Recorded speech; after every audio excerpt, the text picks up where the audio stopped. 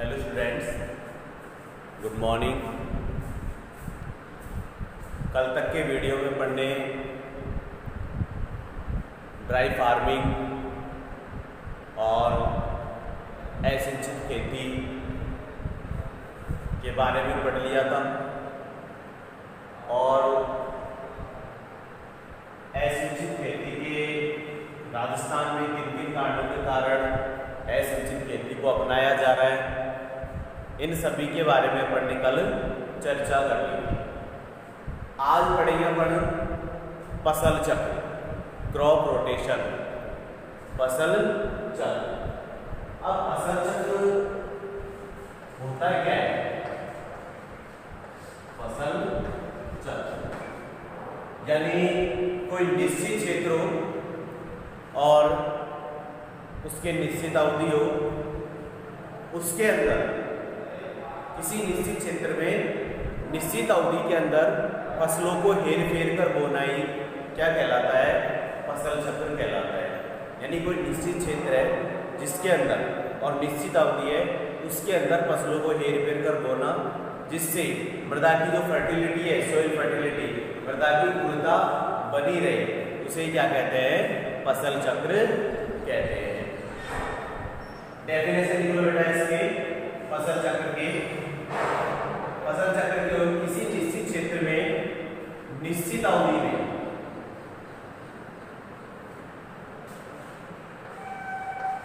किसी निश्चित क्षेत्र में निश्चित अवधि में, यानी कोई फिक्स क्षेत्र होता है और निश्चित अवधि होती है। किसी निश्चित क्षेत्र में निश्चित अवधि में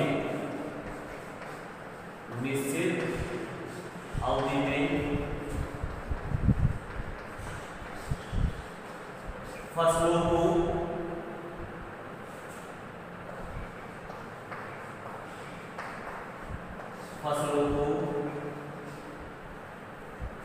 हेर फेर कर बोना, और जिससे यानी हेर फेर कर बोएंगे, जिससे क्या रहेगी? जिससे मृदा की उर्वरा शक्ति नष्ट ना हो, जिससे मृदा की उर्वरा शक्ति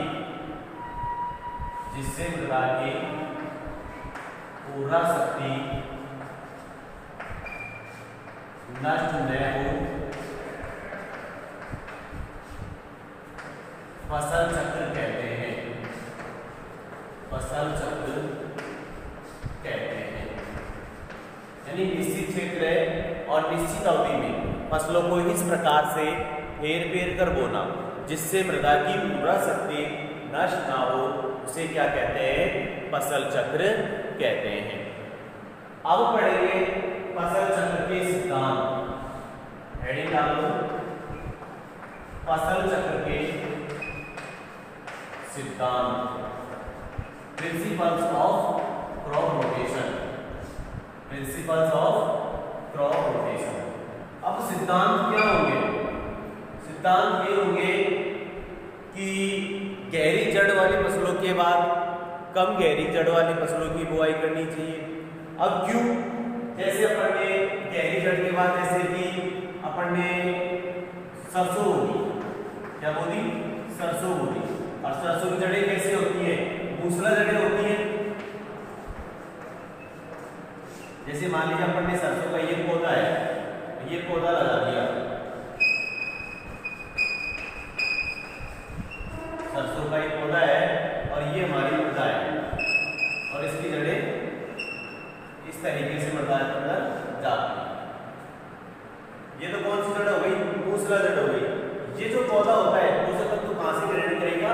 इस वाले क्षेत्र से ग्रहण करेगा, और इस वाले क्षेत्र में जो पोषक तत्व है वो वैसे के वैसे पड़े रह जाएंगे। अब उसके बाद ये तो होती गहरी जड़ वाली। अब बोएंगे उथली जड़ वाली फसल, जैसे बाजरा।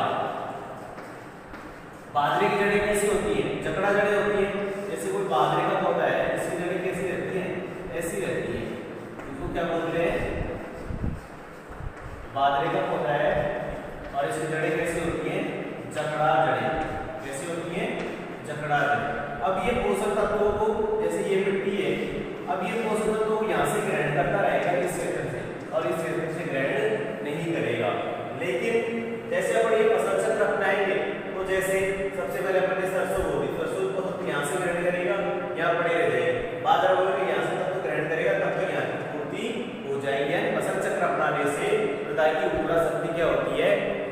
देखिए पहला सिद्धांत लिखो,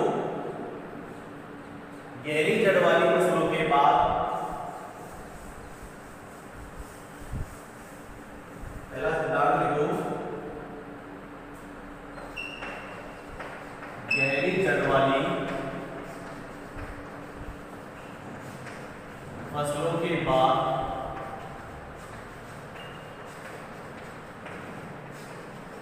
कम गहरी जड़ वाली फसलों की बुआई करनी चाहिए। कम गहरी जड़ वाली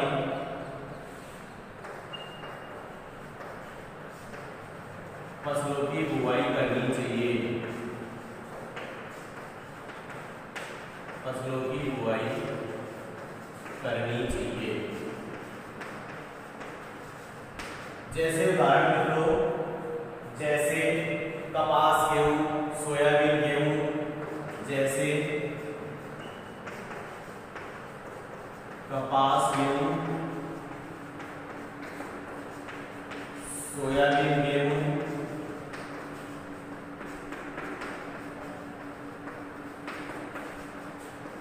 सरसों, बाजरा आदि।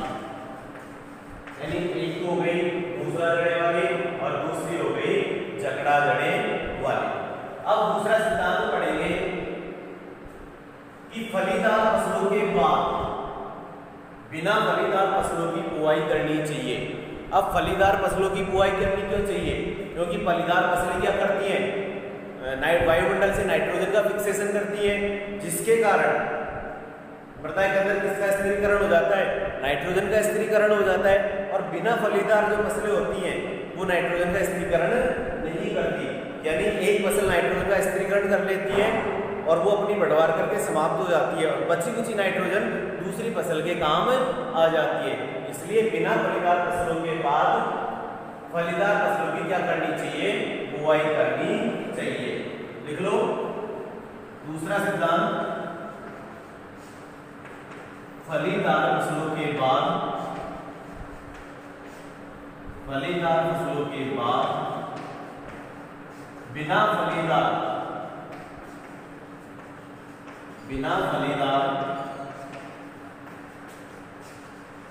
फसलों की बुआई करनी चाहिए। बिना फलीदार फसलों की बुआई करनी चाहिए। जैसे फलीदार तो कौन सी हो जाएगी? जैसे गवार गेहूं है, उड़द मक्का है। जैसे लिख लो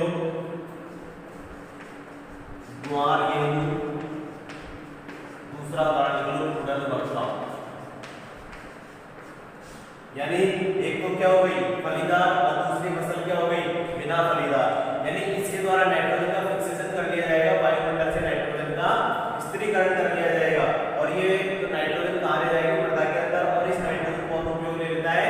गेहूं उपयोग में ले लेती है। फिर उसके बाद में कोई बिना फलीदार वाला चारा फिर वायुमंडल के अंदर नाइट्रोजन का फिक्सेशन हो जाएगा। फिर तीसरा सिद्धांत लिखो बेटा,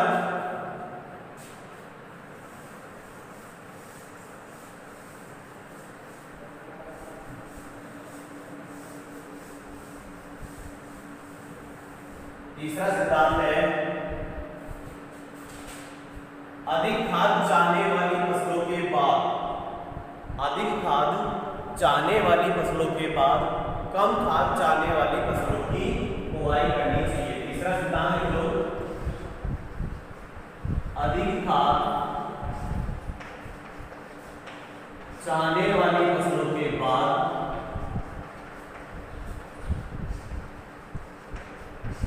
चाहने वाली फसलों के बाद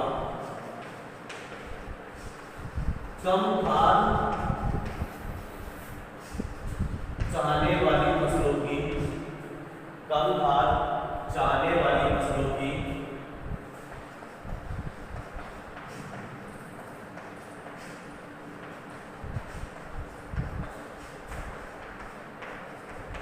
बुआई करनी चाहिए। यानी एक सीजन में तो ऐसी होनी चाहिए जो अधिक खाद का उपयोग करती हो और एक सीजन में ऐसी होनी चाहिए जो कम खाद का उपयोग करती आलू प्याज लिख लो, उदाहरण मक्का चना लिख लो। जैसे आलू प्याज। दूसरा उदाहरण लिख लो मक्का चना, कपास चना, मक्का चना, कपास चना। अरे हमेशा कभी देखा है क्या अपने चने पे यूरिया खाद डालते हुए? देखा है क्या? नहीं। कभी भी जो दाल वाली फसलें होते हैं उनके अंदर नाइट्रोजन नहीं दिया जाता है, यूरिया नहीं डाला जाता है, क्योंकि दाल वाली फसलों की जो जड़ें होती हैं उनमें क्या पाई जाती हैं? राइजोबियम ग्रंथियां पाई जाती हैं, जो किसका फिक्सेशन करती है? वायुमंडल से नाइट्रोजन का स्थिरीकरण कर लेती है, इसलिए उनमें नाइट्रोजन देने की आवश्यकता नहीं होती है। अब चौथा सिद्धांत पढ़ेंगे, अधिक जलमान वाली फसलों के बाद। इसके बाद अधिक जलमान वाली फसलों के बाद कम जलमान वाली फसलों की बुआई करना। चौथा सिद्धांत लिख लो,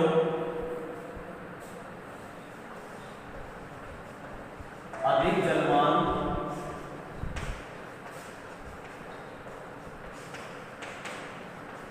वाली फसलों के बाद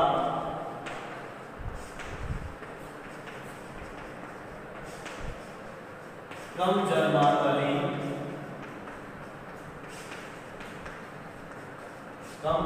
वाली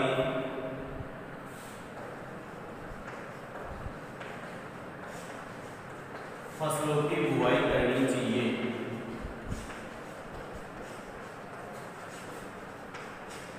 यानी एक सीजन में तो अधिक जल की आवश्यकता चाहने वाली फसलों की बुआई करनी चाहिए, और एक में कम जलवान यानी जिसकी वाटर रिक्वायरमेंट कम हो उस फसल की बुआई हमें करनी चाहिए। जैसे आपको उदाहरण लिखा हूं, धान चना है, धान सरसों है। जैसे धान चना, धान सरसों।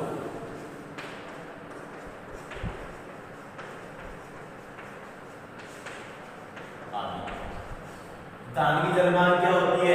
900 से 2500 होती नहीं होती? जलमान कितनी होती है? 900 से 2500। और चने की कितनी होती है? वही 450 से समथिंग इसकी mm जलमान होती है। यानी सबसे पहले कौन सा सिद्धांत पहुंचा है? अधिक जलमान वाली फसलों के बाद कम जलमान वाली फसलों की बुआई करनी चाहिए। पांचवा सिद्धांत पढ़ेंगे, मृदा क्षरण को बढ़ावा देने वाली फसलों के बाद, मृदा क्षरण को बढ़ावा देने वाली फसलों के बाद मृदा क्षरण अवरोधक फसलों की क्या करनी चाहिए? बुआई करनी चाहिए। देख लो इसमें, मृदा क्षरण को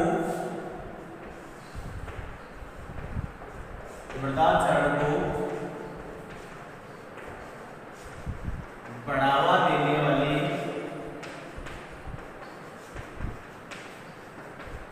फसलों के बाद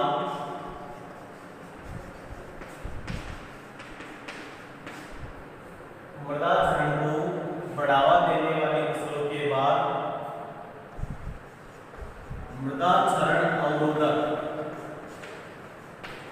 मृदा क्षरण अवरोधक फसलों की बुआई करनी चाहिए।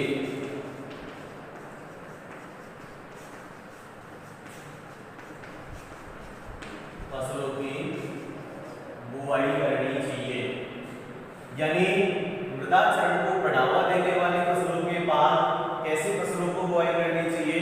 मृदा क्षरण अवरोधक फसलों की क्या करनी चाहिए? बुआई करनी चाहिए। जैसे मक्का बरसीम, जैसे उदाहरण बताऊं, जैसे मक्का बरसीम। छठा सिद्धांत पढ़ेंगे अब, एक ही कुल की फसलों को नहीं उगाना चाहिए। अब क्यों नहीं उगाना चाहिए? यानी यदि लगातार एक ही फैमिली की अपन फसलों को उगाएंगे तो क्या होगा? यानी लगातार एक ही कुल की फसलों को उगाएंगे तो क्या होगा, एक तो कीट रोगों को बढ़ावा मिल जाएगा। किसको बढ़ावा मिल जाएगा? तो कीट रोग होते हैं उनको बढ़ावा मिल जाएगा। दूसरी बात, एक ही कुल की फसलें बोने से क्या होगा कि खरपतवार भी, जैसे कुछ खरपतवार ऐसे होते हैं कि उसी कुल के अंदर ज्यादा उगते हैं, खरपतवार को भी बढ़ावा मिल जाएगा। और दूसरी बात, एक ही कुल की फसल बोने से क्या होता है कि वो लगातार निश्चित पोषक तत्वों को ग्रहण करते रहते हैं, जिससे मृदा की जो फर्टिलिटी होती है, सॉइल फर्टिलिटी, उसमें ऊंच नीच हो जाती है, जिसके कारण हमें एक ही कुल की फसलें लगातार नहीं बोनी चाहिए। देख लो, एक ही कुल की फसलों की बुआई, एक ही कुल की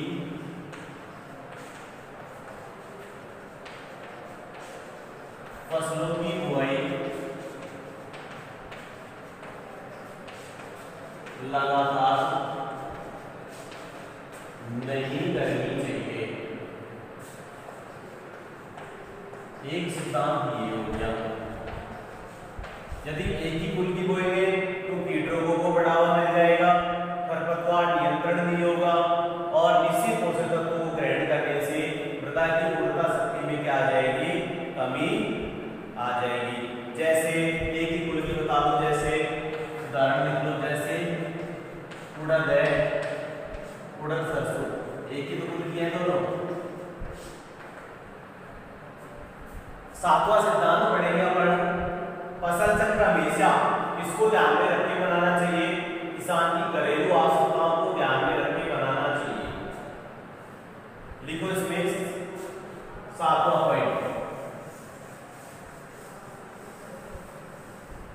यानी फसल चक्र में ऐसी फसलें सम्मिलित करनी चाहिए जो हमारे दैनिक आवश्यकताओं को पूर्ति करती हो। जैसे कोई सब्जी वगैरह लगा ली है, जैसे अपन ने फसल लगा ली, गेहूं लगा लिया, बाजरा लगा लिया, ये क्या है? हमारी दैनिक आवश्यकता है और इन्हीं को ध्यान में रखते हुए क्या बनाना है? फसल चक्र बनाना है। देख लो अगला पॉइंट, फसल चक्र हमेशा, सातवां सिद्धांत लिख लो, फसल चक्र हमेशा किसान की घरेलू आवश्यकताओं को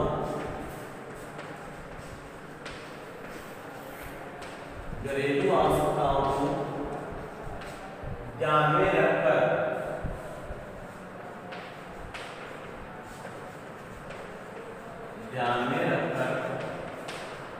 बनाना चाहिए। यानी दैनिक आवश्यकताएं होती हैं, जो घरेलू आवश्यकताएं होती हैं, उनको ध्यान में रख के हमें फसल चक्र बनाना चाहिए। आठवां पॉइंट होगा कि फसल चक्र इस प्रकार से बनाना चाहिए कि क्या नाम से किसान के पास जो भी सुविधाएं हैं, जो भी कृषि यंत्र है, उनका पूर्ण रूप से सदुपयोग हो सके। यानी किसान के पास जो भी कृषि यंत्र है उनका पूर्ण रूप से सदुपयोग हो सके, इस प्रकार का हमें फसल चक्र बनाना चाहिए। ऐसा फसल चक्र ना बनाने के नाम से हमारे जो किसान के पास जो यंत्र है वो तो खराब हो जाए और हमें दूसरे यंत्रों की आवश्यकता पड़े, इसलिए अधिक पैसा लगे। इसलिए फसल चक्र ऐसा बनाना चाहिए जो किसान की आवश्यकताओं के, मतलब जो किसान के पास घरेलू यंत्र है उनको आवश्यकताओं को ध्यान में रखते हैं, उनके पूर्ण रूप से उनका सदुपयोग हो सके। फसल चक्र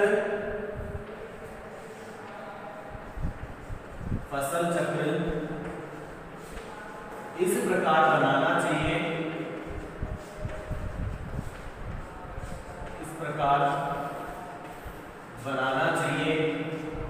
यानी फसल चक्र को इस प्रकार बनाना चाहिए कि किसान के पास उपलब्ध बनाना चाहिए कि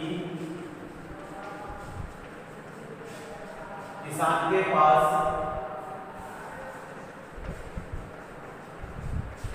उपलब्ध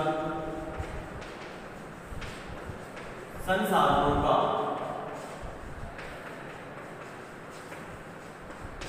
पूर्ण रूप से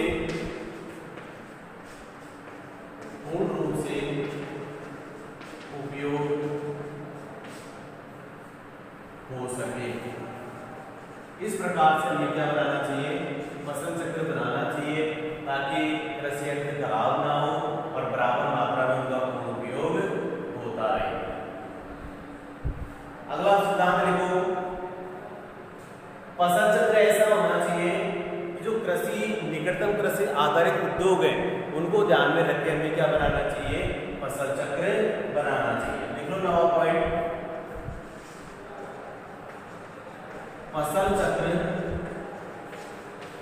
निकटवर्ती आधारित उद्योगों को ध्यान में रखकर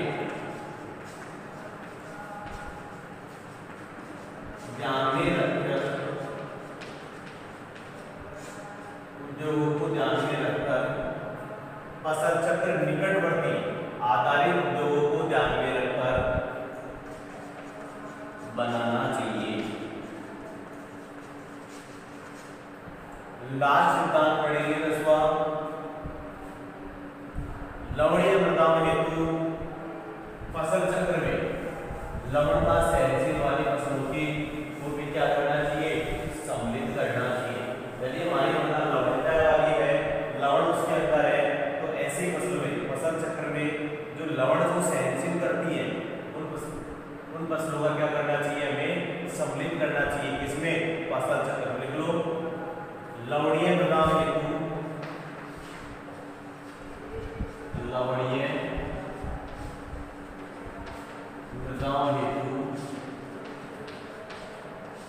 फसल चक्र में लवणीय मृदाओं हेतु फसल चक्र में लवणता सहनशील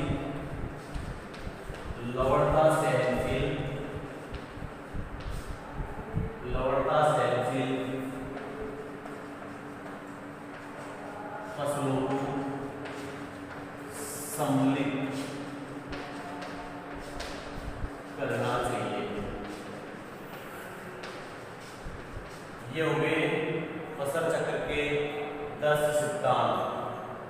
यानी फसल चक्र के अपन ने 10 सिद्धांत पढ़ लिए, फसल चक्र के डेफिनेशन पढ़ ली।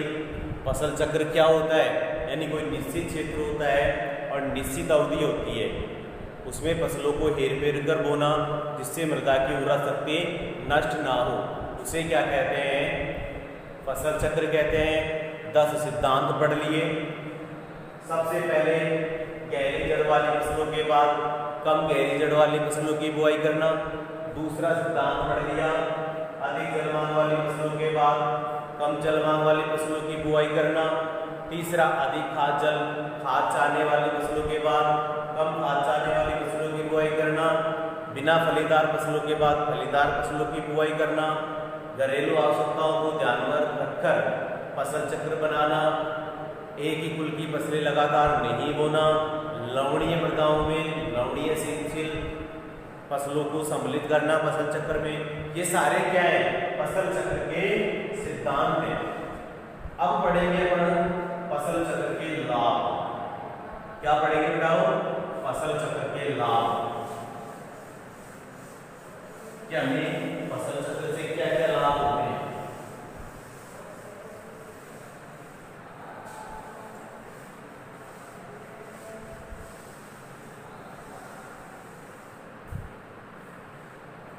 फसल चक्र के लाभ, क्या क्या लाभ हो सकते हैं हमारे फसल चक्र के, बताओ बेटा कौन कौन से लाभ हो सकते हैं। फसल चक्र से पहला लाभ तो हमें ये हो जाएगा कि मृदा की उर्वरा शक्ति क्या हो जाएगी, बढ़ जाएगी। पहला लाभ तो ये हो जाएगा। दूसरा लाभ क्या होगा कि मृदा के भौतिक, रासायनिक और जैविक दशा में क्या आ जाएगा, सुधार हो जाएगा। तीसरी बात होगी हमारी घरेलू आवश्यकताओं की पूर्ति होने लग जाएगी। चौथी बात होगी मृदा क्षरण होना बंद हो जाएगा, मृदा क्षरण की रोकथाम हो जाएगी। और पांचवें लाभ ये होगा जो हमारे पास कृषि संसाधन है उनका क्या होगा, पूर्ण रूप से सदुपयोग होने लग जाएगा। उसके बाद अगला जो लाभ है वो मृदा पादप संरक्षण में क्या मिलेगी, हमें सहायता मिलेगी। इस प्रकार से हमें बहुत सारे लाभ है इसके फसल चक्र में। इसलिए पहला लाभ लिखो, फसल चक्र से मृदा की उर्वरता शक्ति, मृदा की उर्वरता शक्ति बढ़ जाती है। पहला लाभ तो हमें यही हो गया, मृदा की उर्वरा शक्ति बढ़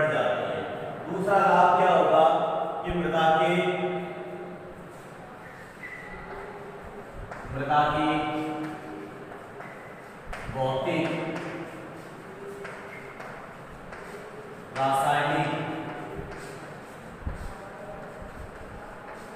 व जैविक दशा में, मृदा की भौतिक, रासायनिक व जैविक दशा में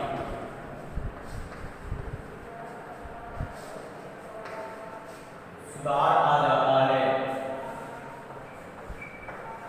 सुधार आ जाता है। 2 लाभ। तीसरा लाभ क्या होगा? घरेलू आवश्यकताओं की पूर्ति हो जाती है। किसान की जो घरेलू आवश्यकताएं होती है, तीसरा लाभ हो जाएगा किसान की घरेलू आवश्यकताओं की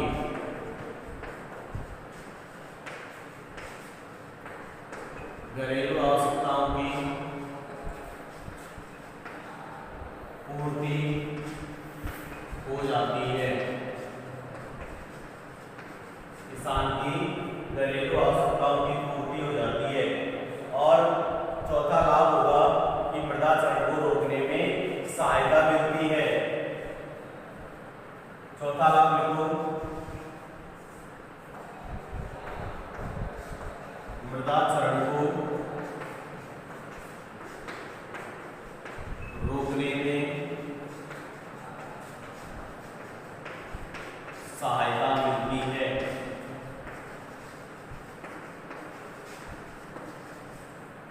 पांचवा पॉइंट होगा, मृदा क्षरण को रोकने में सहायता मिल गई। पांचवा होगा कृषि संसाधनों का परस्पर पूर्ण उपयोग होता है। कृषि संसाधनों का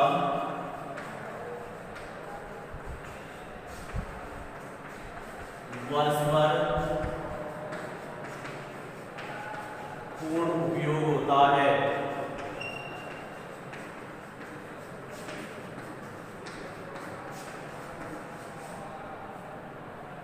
छठा पॉइंट होगा किसान की आर्थिक स्थिति में सुधार आ जाता है।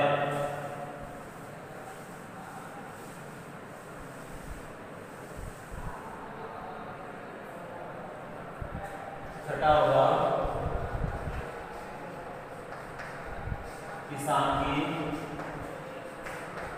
आर्थिक स्थिति में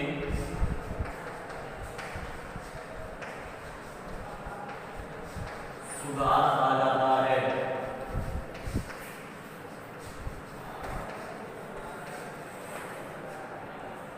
किसान की आर्थिक स्थिति में क्या आ जाता है? सुधार आ जाता है। फसल उत्पादों की गुणवत्ता होती है, उसमें भी क्या हो जाती है? वृद्धि हो जाती है। फसल उत्पादन की गुणवत्ता में भी वृद्धि हो जाती है। यानी जो टोटल प्रोडक्शन है, जो फसल उत्पादन होता है, उसकी जो क्वालिटी है, उसमें भी क्या हो जाती है? वृद्धि हो जाती है। अब 8वां पॉइंट पढ़ेंगे, मृदा के जो सभी स्तर होते हैं ए और बी सी, उसमें क्या हो जाते हैं? पोषक तत्व संतुलित हो जाते हैं। 8वां पॉइंट लिखो, मृदा के सभी स्तरों का पोषक तत्व, मृदा के सभी स्तरों का पोषक तत्व संतुलन रहता है। संतुलन रहता है। 9वां पॉइंट पढ़ेंगे, यानी मृदा के अंदर जो स्तर पाए जाते हैं, जैसे ओ, ए, बी और सी, ये स्तरों में जो पोषक तत्व होते हैं वो क्या हो जाते हैं? संतुलित हो जाते हैं। किसके अपनाने से? फसल चक्र के अपनाने से।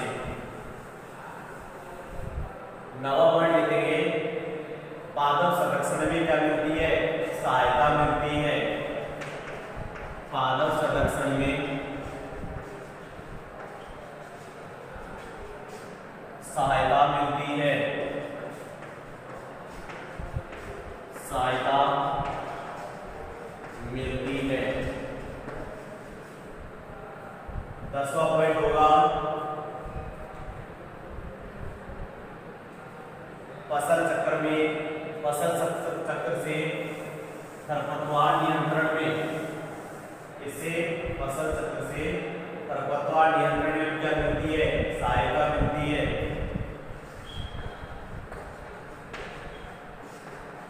फसल चक्र से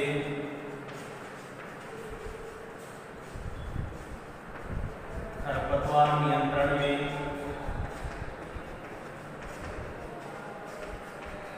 सहायता मिलती है।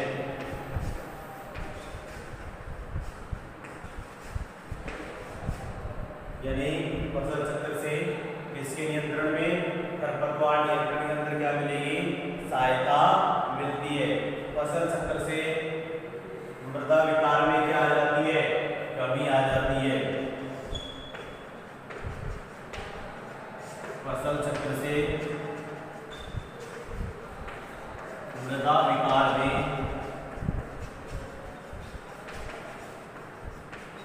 कमी आ जाती है।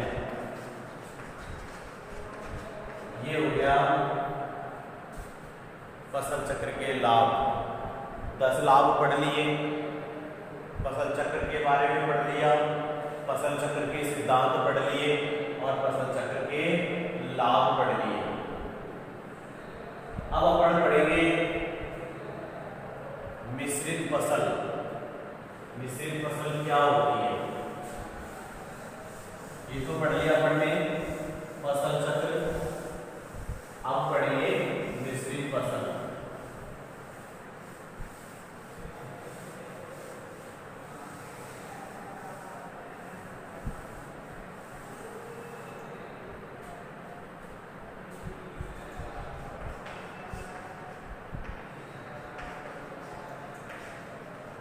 मिश्रित फसल।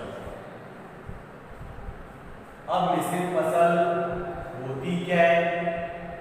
यानी एक ही सीजन हो, एक ही ऋतु हो और एक ही खेत हो, यानी एक ही ऋतु और एक ही खेत, जिसमें एक से अधिक फसलों की बुआई की जाती है, उसे क्या कहते हैं? मिश्रित फसल कहते हैं। आया कुछ समझ? यानी एक ही तो सीजन होता है, यानी एक ही ऋतु होती है और एक ही खेत होता है, उसके अंदर एक से अधिक फसलों की बुआई करते हैं, उसे क्या कहते हैं? मिश्रित फसल कहते हैं। आ गया समझ? एक ही ऋतु है, एक ही खेत है, उसके अंदर एक से अधिक फसलों की बुआई करनी है, उसे क्या कहते हैं? मिश्रित फसल कहते हैं। जैसे एक ही ऋतु प्लस एक ही खेत प्लस एक से अधिक फसल, एक से अधिक फसल, इनकी फसल की बुआई करना ही क्या कहलाता है? क्या कहलाएगा? बुआई करना ही क्या कहलाएगा? मिश्रित फसल कहलाएगा। एक ऋतु एक ही खेत जिसमें एक से अधिक फसलों की बुआई करेंगे तो उसे क्या कहते हैं? मिश्रित फसल कहते हैं। लिख लो डेफिनेशन। एक ही ऋतु में एक ही खेत में, एक ही ऋतु में एक ही खेत में एक ही ऋतु में एक ऋतु में एक ही खेत में एक ही खेत में एक से अधिक, दो या एक साथ, दो या दो से अधिक, एक ऋतु में एक ही खेत में दो या दो से अधिक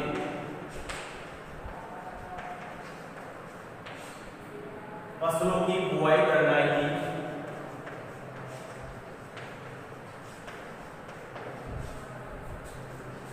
फसलों की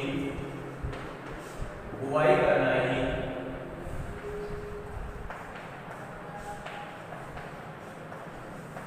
मिश्रित फसल कहते हैं।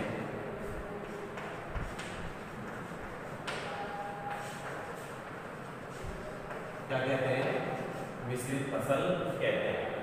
यानी एक ही ऋतु है, एक ही खेत है, उसमें दो या दो से अधिक फसलों की बुआई करना मिश्रित फसल कहते हैं।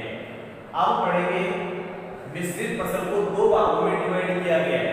कितने भागों में डिवाइड किया गया है? दो भागों में।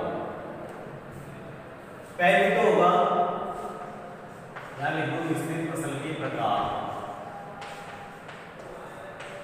मिश्रित फसल के प्रकार दो प्रकार के होते हैं। पहली तो हो गई मिश्रित फसलें। मिश्रित फसलें, मिश्रित फसलें का मतलब यही होता है कि इन फसलों की जो कटाई का समय होता है वो एक रहता है, यानी एक जैसा रहता है। यानी इनमें जो अपन फसल बोएंगे, एक से दो फसलों के बीच मिला के बोएंगे, इनकी जो फसल की जो कटाई का जो समय रहता है वो एक जैसा रहता है। वो तो क्या कहलाती है? मिश्रित फसलें कहलाती हैं। जैसे कि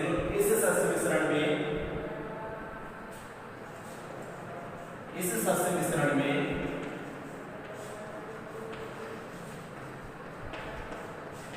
फसलों की बुआई, फसलों की बुआई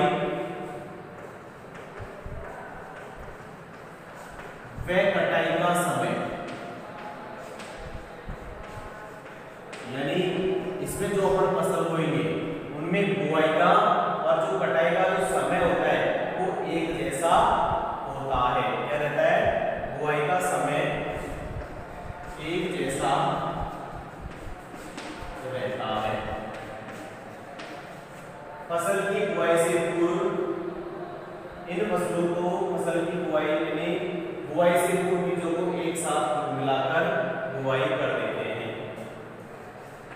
बुआई से पूर्व बीजों को एक साथ मिलाकर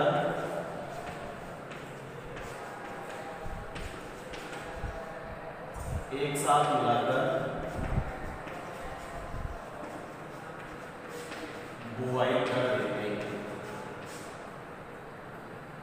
बुआई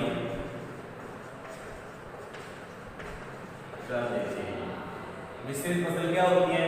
इनमें कटाई का समय, बुआई का समय एक जैसा रहता है और दो बीजों को आपस में मिला के बुआई कर दी जाती है। अब दूसरा प्रकार पढ़ेंगे इसका, अंतःसस्य खेती। दूसरा प्रकार क्या है इसका? अंतःसस्य खेती। दूसरा प्रकार पढ़ो इसका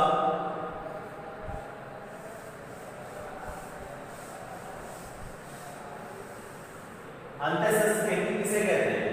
यानी इसमें क्या होता है कि उसके अंदर, मिश्रित फसल के अंदर तो अपने को बीजों को मिलाया है और इनकी फसल की बुआई का और कटाई का समय क्या रहता है? एक जैसा रहता है। लेकिन अंतःसस्य जो खेती होती है, जो इसका दूसरा प्रकार है, दूसरा प्रकार डालो अंतःसस्य खेती। जो इसका दूसरा प्रकार है, इसमें क्या होगा? फसलों की जो बुआई होगी वो किस में होगी?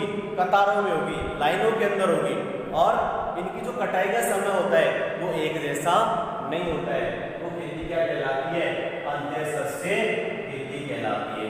आगे समझ, यानी इसके अंदर क्या करते हैं कि दो या दो से अधिक जो फसल होते हैं उनके बीजों को कतारों में बोते हैं। जैसे कतारों में कैसे? जैसे दो पंक्ति को मक्का की बो दी, उसके बाद दो पंक्ति को उड़द की बो दी। इस प्रकार से बुआई करते हैं। मक्का की कटाई का समय अलग, उड़द की कटाई का समय अलग। उसी इस खेती को क्या बोलते हैं? अंतःसस्य खेती बोलते हैं। लिख लो इसके बारे में।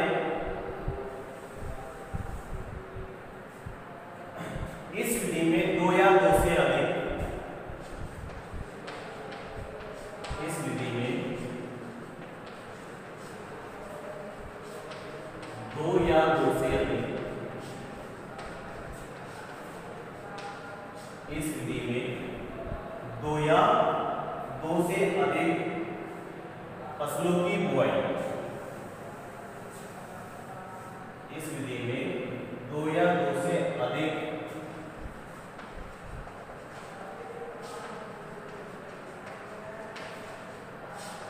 फसलों की बुआई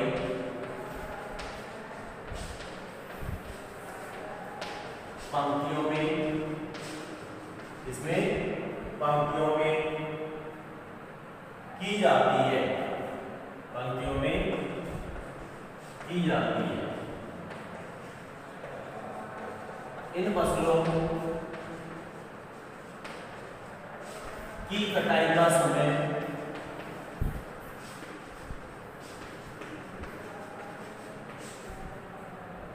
अलग अलग रहता है,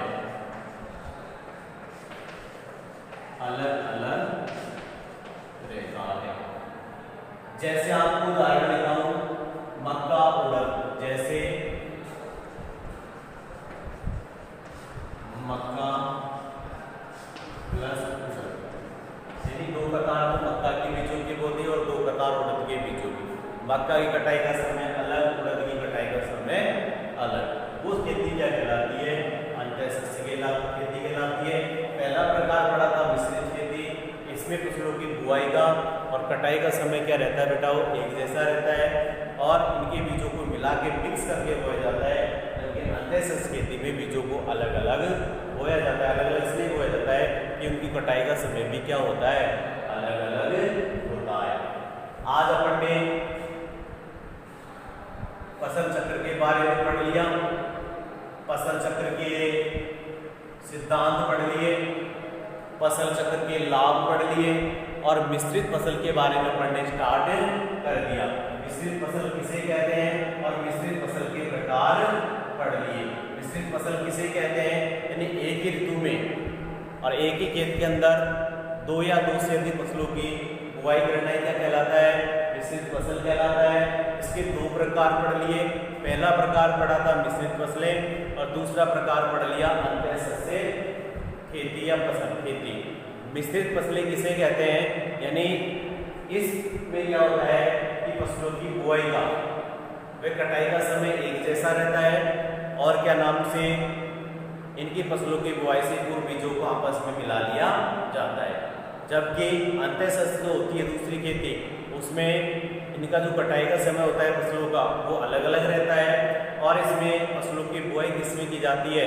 कतारों के अंदर की जाती है। कल के आज की वीडियो में इतनी चर्चा करेंगे। धन्यवाद। कल की वीडियो में अपन पढ़ेंगे क्या नाम से सफल अंतःसस्य खेती की मुख्य बातें, अंतःसस्य खेती के प्रकार, इन सभी के बारे में अपन कल की वीडियो में चर्चा करेंगे। धन्यवाद।